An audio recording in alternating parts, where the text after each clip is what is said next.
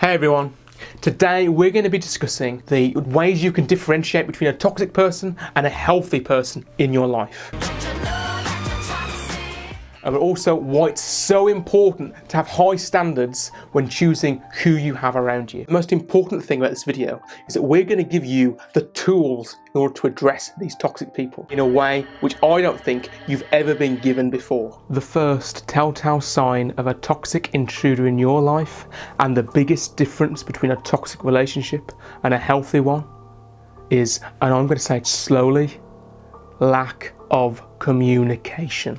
If you are in a toxic interpersonal relationship with someone, the amount of communication that you're going to experience with them is going to be lackluster. It's going to be barely existent. Now, what do I mean when I say communication? Because there's a difference between communication and talking. Talking is about those trivial things, like the latest episode of The Simpsons. Oh, okay.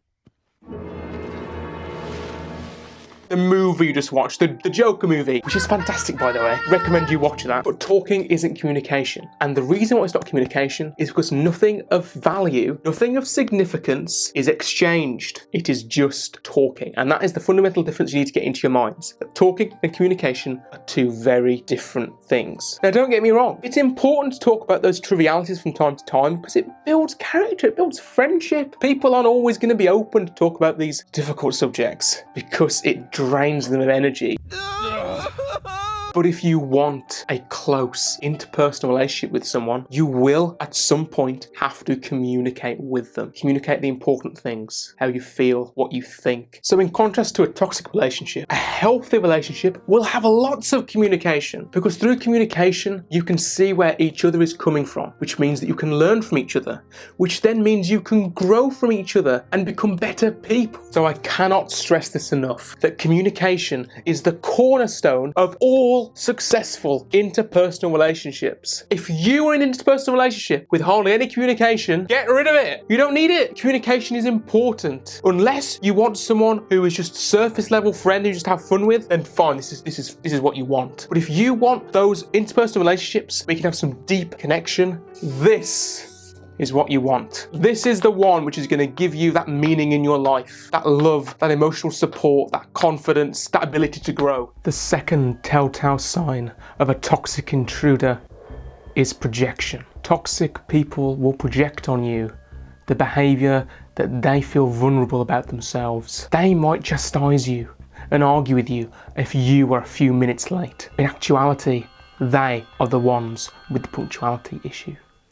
So how do you know it's happening? By paying attention. You need to pay attention to what is going on around you. People get so wrapped up in what's going on around them that they forget to reflect on their interpersonal relationships, which is why it's so important to look and to listen and to think about what is happening around you. And all this means is that toxic people are harder to spot because they find it so easy to get into your life if you aren't reflecting. On the other hand, a healthy person will reflect on the things that's going on in their lives. But the real take-home message from reflecting is that it should be part of your everyday life in order to strengthen your decision-making ability. So here's some questions for you. Can you identify that bad behaviour in yourself? Do your current friends also share that bad behaviour you've just identified? And finally, how do you think they would react if you said you wanted to change? Now, if any of your friends react in a negative way to you wanting to change your bad behaviours, they're not going to want you to better yourself. They are only going to want you to stay exactly where you are. If people don't want to support your positive behaviour changes, get rid of them. You don't need them, in my personal opinion. The third and most obvious sign of a toxic intruder is that they will criticise you all the time. This is called destructive criticism. And this is when a toxic intruder will go out of their way to draw attention to your insecurities and then reinforce them. They do this to keep you in place because they don't want you out of their lives. They want to keep dragging you down to their level so that you never feel like you deserve any better. So the way I like to see criticism is it's like batteries. So when you have positive criticism, you will be given energy. Whereas if you're given destructive criticism, your energy levels will go down. If you are given ways in which you're put down many times, your energy levels will go down. Toxic people bring your energy levels down, because it's important to differentiate between constructive criticism and destructive criticism, because genuinely these people have your best interests at heart, whereas these people do not. Now, the whole reason why toxic people drain you of energy is because they're so insecure with themselves that they don't want you to better yourself and leave them. Don't forget, you're here forever. So ask yourself this question. When these people criticize you, is it coming from a positive place or a negative place? Do these people have your best interests at heart? Because if it's from a positive place, they will support you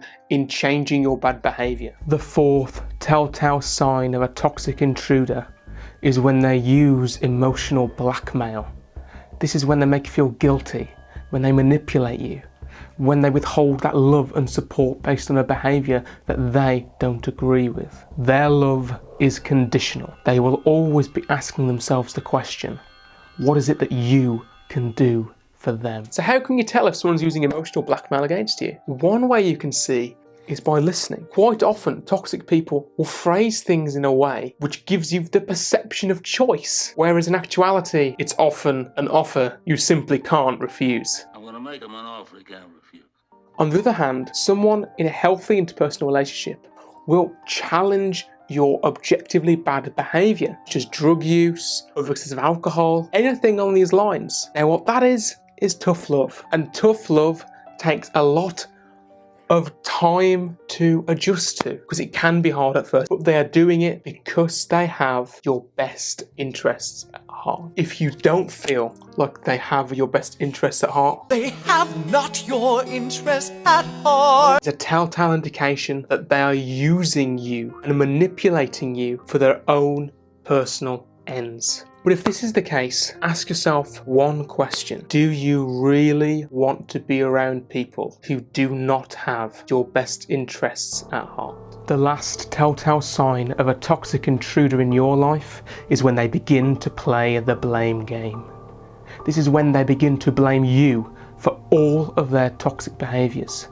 You did something, so they responded, but it was your fault to why they responded. They need to take responsibility for their own actions. And that is the difference between someone who is healthy for you and someone who's toxic. They will not take responsibility for any of their behaviours.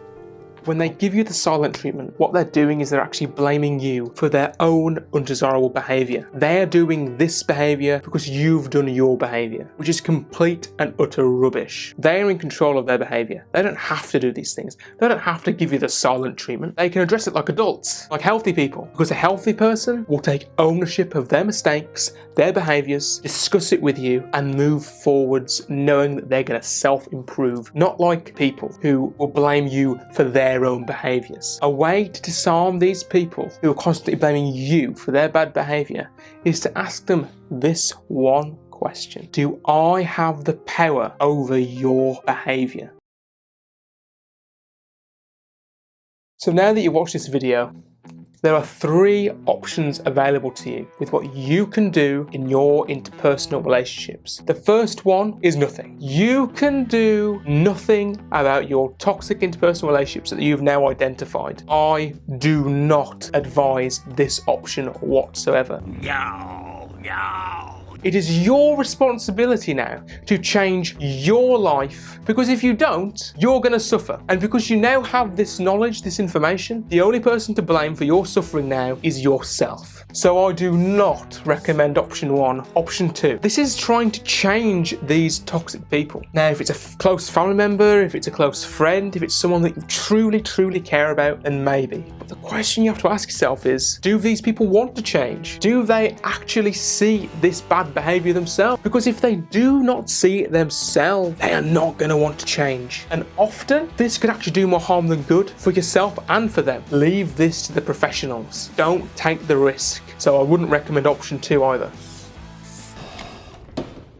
How about no? You crazy Which duck. means you're left with option 3. The option which I believe has worked best for me. You need to leave them. If they're causing you that much discomfort, that much pain, you need to make that sacrifice and get rid of them in your life. Now, this is hard. It's like pulling off a plaster. The faster you do it, the better. One tip of advice that I'd give you for getting rid of someone who's toxic is the hardest part is when you get bored. When boredom creeps in, that is when these people creep back in, because you will just message them accidentally.